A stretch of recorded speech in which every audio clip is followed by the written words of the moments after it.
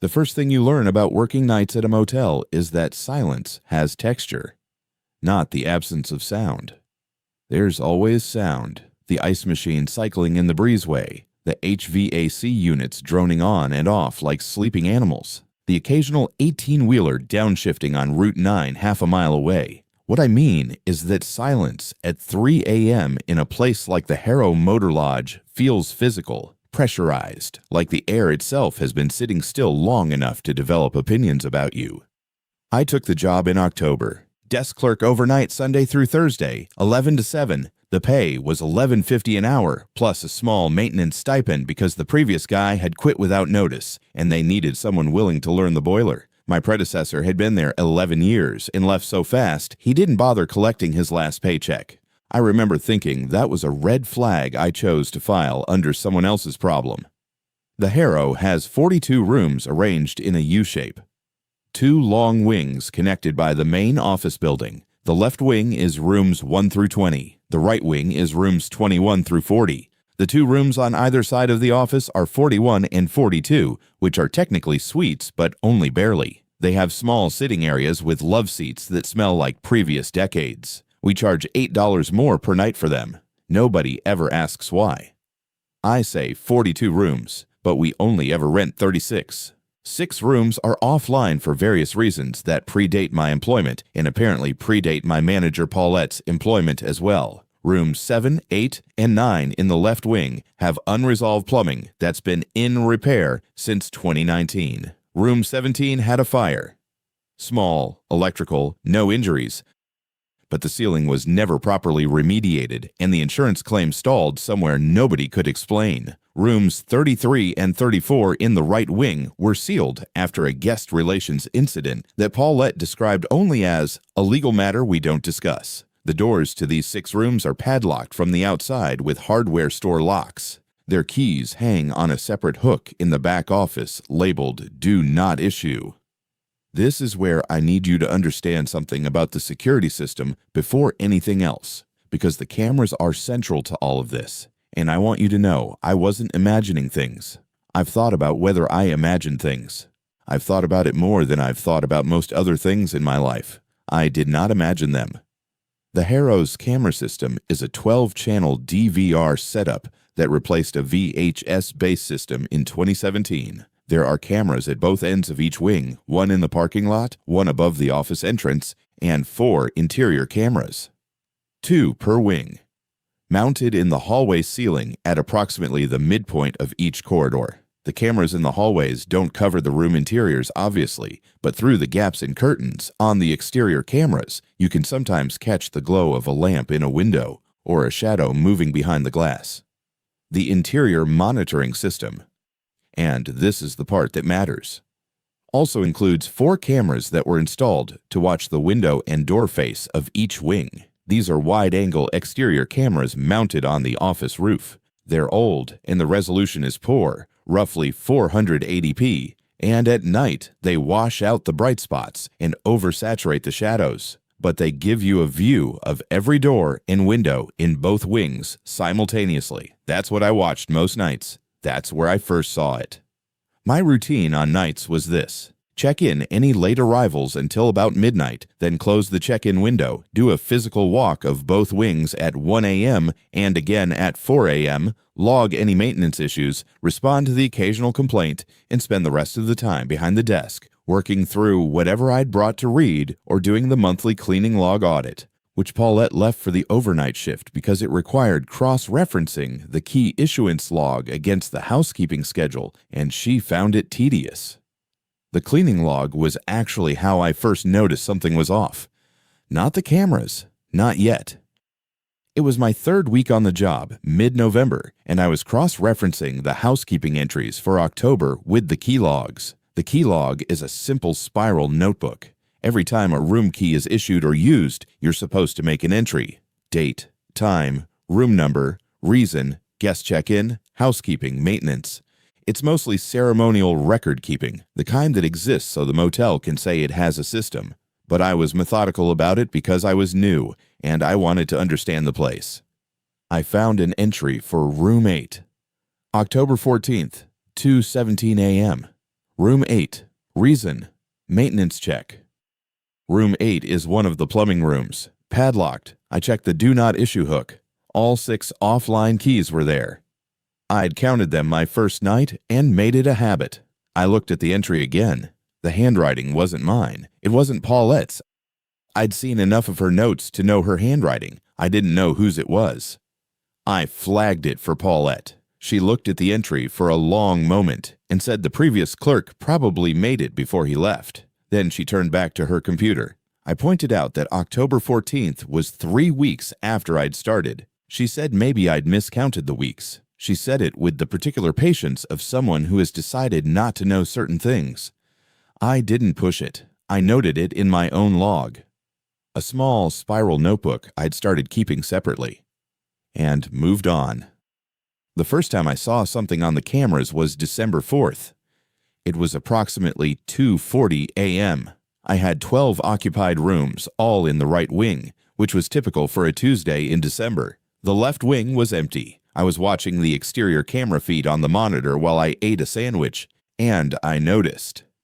In Room 6's window, a light.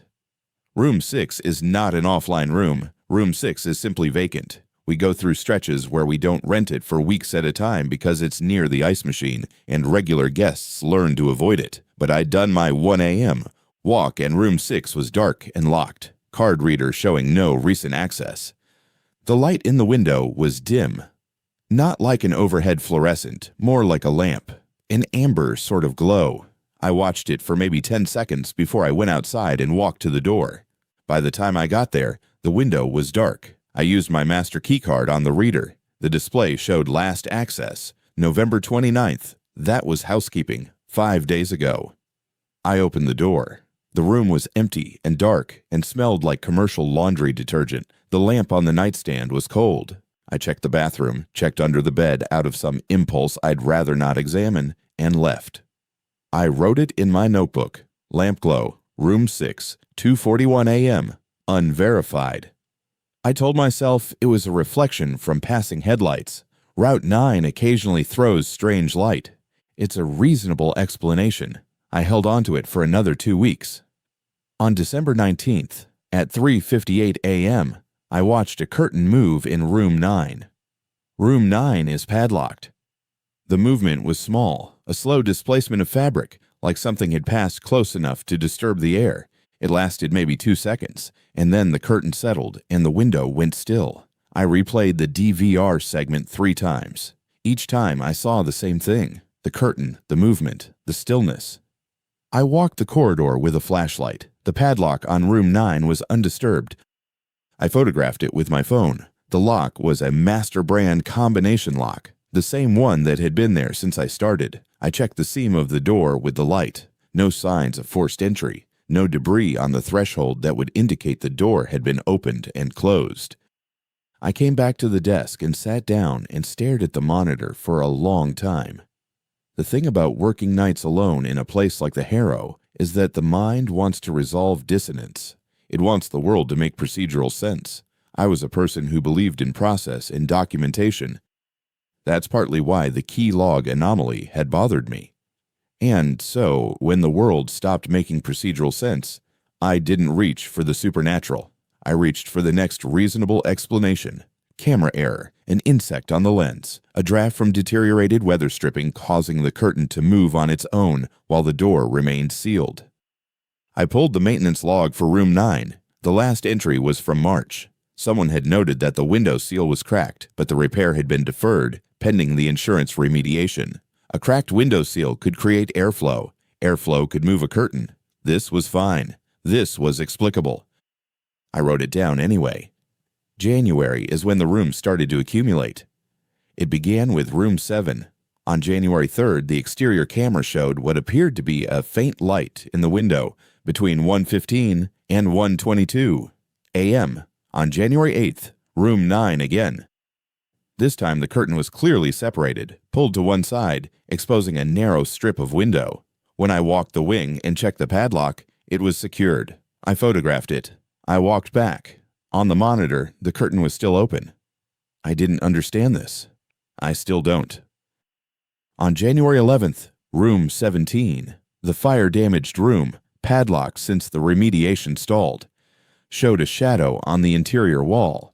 I could only see it because the exterior camera catches that window at an angle, and the shadow passed slowly from left to right across the visible strip of wall. It was the shape of a person walking. The proportions were right. The movement was unhurried. I sat with this for a long time. Then I reviewed the DVR archive for the previous 30 days, going back methodically, looking for anything I'd missed during live monitoring. I found 14 events across 5 of the 6 offline rooms. Room 34, the sealed room, the legal matter we don't discuss, appeared in 2 of them. Both times, the window showed a faint amber light in the lower left corner that lasted between 4 and 9 minutes. Room 33 showed nothing. I noted that. I built a spreadsheet. I know that sounds absurd given the nature of what I was documenting, but it's what made sense to me. Date, time, room, event type, duration, camera. I started running correlations. The events were most frequent between 2 and 4:30 a.m. They tended to cluster. If Room 7 showed an event, Room 9 was likely to show one within the same hour. Room 17 events occurred independently on a rough 6 to 8 day cycle. The spreadsheet was the thing that started to genuinely frighten me because the events had pattern. Randomness would have been less disturbing. What I was looking at behaved like occupancy. On January 23rd, I saw the suitcase.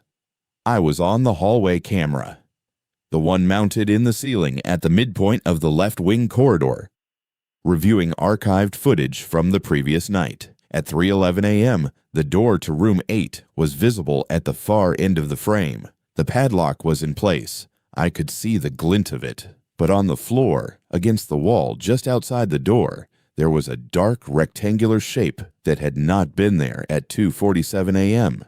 I checked the timestamp, and was gone by 3:34 a.m. A piece of luggage, a small suitcase or duffel, hard to tell at that resolution. I looked for it on the exterior cameras during that window. Nothing in the parking lot suggested a vehicle had stopped. Nobody walked the corridor on any camera. The object simply appeared and then was gone. I called Paulette. I know it was 4 a.m. I apologized. I told her what I'd been documenting, the spreadsheet, all of it. There was a long pause, and then she said, very carefully, that the cameras had always had glitches. She said the previous clerk had mentioned the same sort of thing, occasionally. She said it was an old system, and she'd look into upgrading. Then she said something that has stayed with me. The rooms are fine. The rooms have always been fine. Don't go into the offline rooms. I asked her what she meant by always. She said she had an early morning and she had to go. The night of February 2nd was the clearest I've ever seen the monitors. Cold nights seemed to help the image quality. I don't know the technical reason. Maybe condensation, whatever the cause. At 3:55 a.m. on February 2nd, room 17's window was sharply rendered on the exterior camera, and there was a person standing at it. Standing completely still, facing outward. The figure was backlit by that amber lamplight. It was the shape of a human being. Shoulders, a head, approximately adult height, standing at the glass, looking out. At the parking lot, at the camera, at me. I did not move for a while. I watched the figure on the monitor, and the figure did not move either. It simply stood there in the window of the padlocked, sealed, fire-damaged room that no one had been authorized to enter in years. Then it stepped back, slowly, into the dark behind the lamp's reach, and was gone. I checked the padlock at 4:03 a.m. Secured. No marks on the door. No footprints on the damp concrete threshold.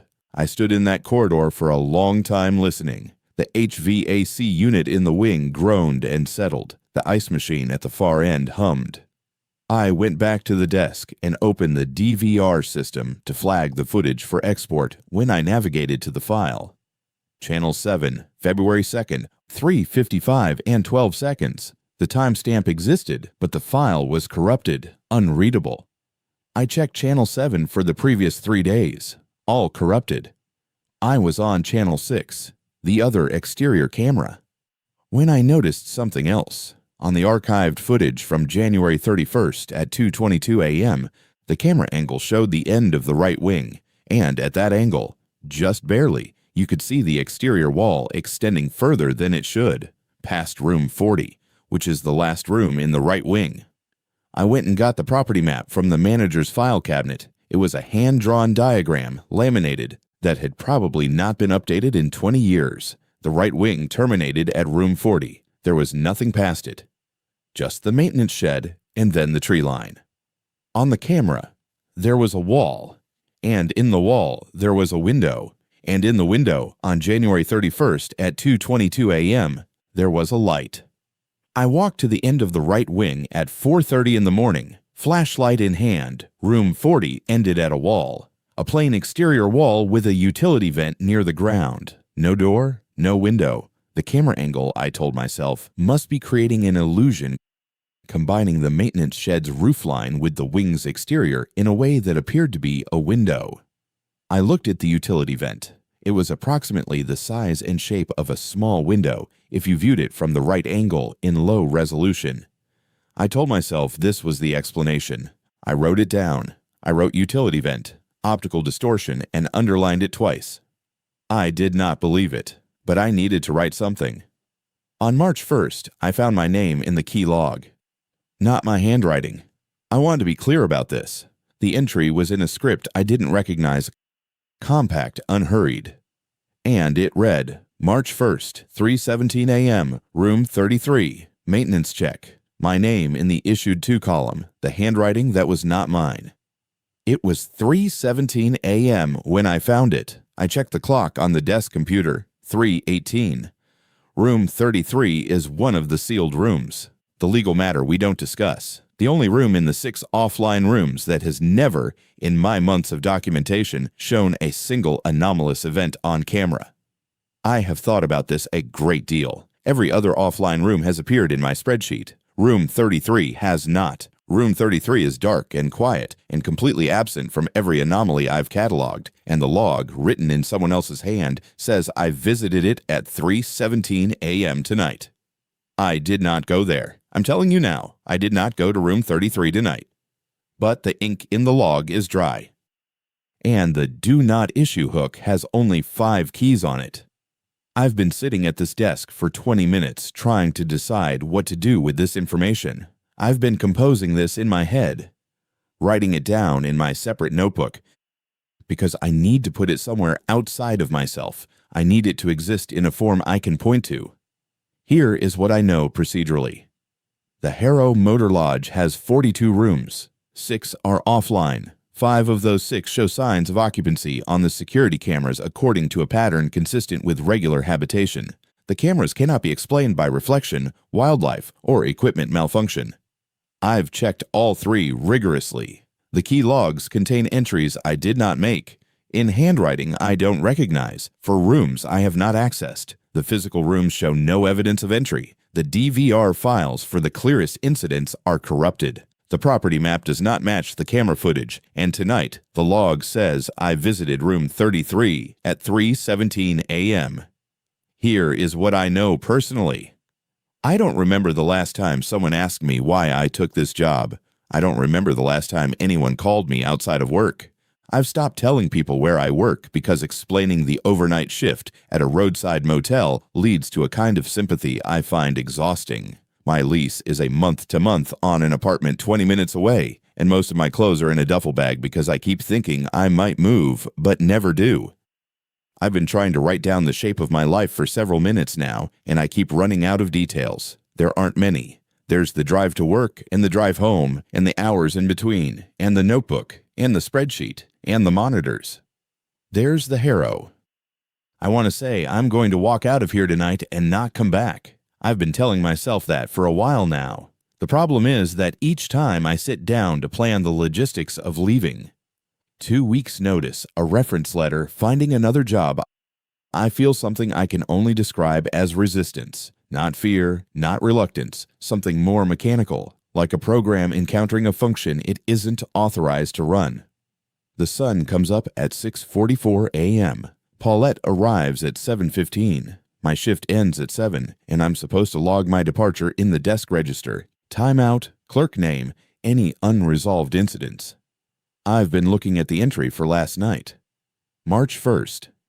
In the desk register, I checked in, logged my start time. And then there's an entry at 7:02 a.m. that I didn't write. Shift end, no incidents, my name.